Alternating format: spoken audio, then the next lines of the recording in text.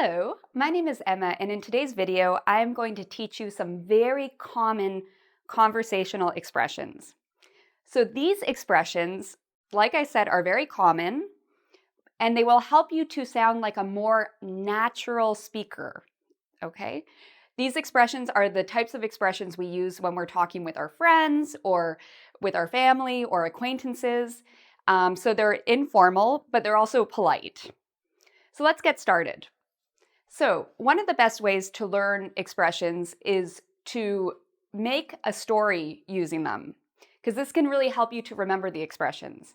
So I've made a story using the expressions I'm going to teach you today. So let's look at my story. I ran into my friend last week. So the expression that I'd like to teach you is ran or run, depending on the tense, into. Ran into. So when you think of run, you might think of actually running. This expression means something different. Simply, it means an unplanned meeting. So it's when you see somebody you know and you weren't expecting to meet them. So we could say unplanned or unexpected. So I ran into my friend last week. It was a surprise meeting. Okay. We decided to hang out. So that's one way to say informally meet. Okay? Another way to say hang out, we can say get together, or we could also say meet up. These are three expressions which mean pretty much the same thing, and that's to spend time together. Okay? So hang out, get together, meet up. They mean to spend time together, but in like an informal way. Okay, so it's not like a business meeting. It's a meeting with your friends or with your family. So we decided to hang out. We decided to get together. We decided to meet up. Okay, so we have first, you meet your friend unexpectedly by running into them. Then you decide to meet up or to hang out. What happens next in my story? We were both up for anything, or we were both in the mood for anything. So the two expressions here I'd like to teach you are up for, which means the same thing as in the mood for. So you can use either of these expressions. Can you guess what this means? Well, when you're up for something, or when you are in the mood for something, it means you're open to do something. So you're willing to do something. You want to do something. So I'll give you some other examples to make this a little clearer. When I saw my friend, she wanted to have dinner, and I said, I'm up for pizza. This means I feel like pizza. I'm open to pizza.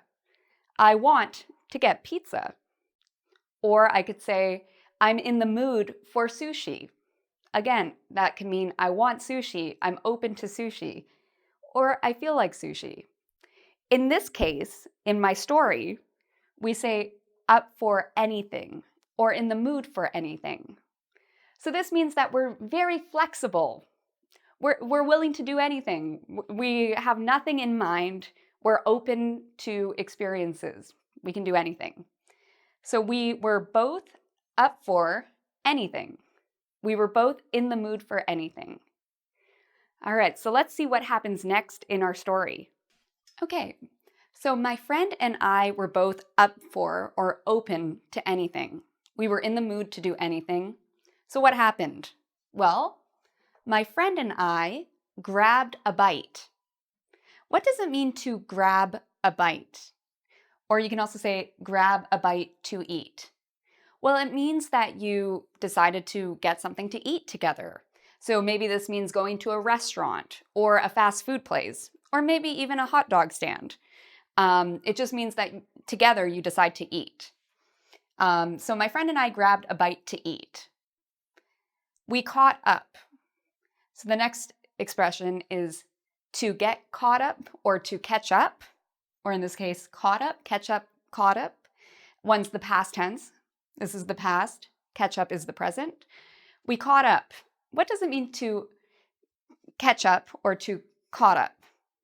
Well, it means you learn what is new in the other person's life. Okay, so maybe when you meet a friend, you say, oh, what's new? What's happening in your life? This is how we catch up with each other. So I found out all the new things about my friend, about her job, about her love life. We caught up. And then what happened? So we finished our meal, and then I wanted to make plans to meet up again. If you remember, in the first part of this video, we had this expression, to meet up. So here we are using it again. It just means to hang out, to meet informally, to just get together. I wanted to make plans to meet up again. My friend will let me know or will keep me posted when she is free. So we often talk about let someone know. In this case, I put me, but I could say let me know, let you know, let him know, let her know.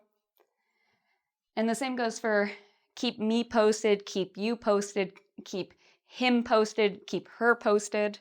So what does it mean? Well, when we tell someone we will let them know, it means that we will talk to them again about this in the future, once we have more information. So right now, we don't know everything, but once we have that information, we will tell the person. So in this case, my friend doesn't know when she can meet up. So she tells me she will let me know, meaning she will update me or give me the information in the future once she has that information, once she knows her schedule. And again, keep me posted. We could say that as well. My friend will keep me posted, meaning once she knows her schedule, she will tell me. Keep me posted.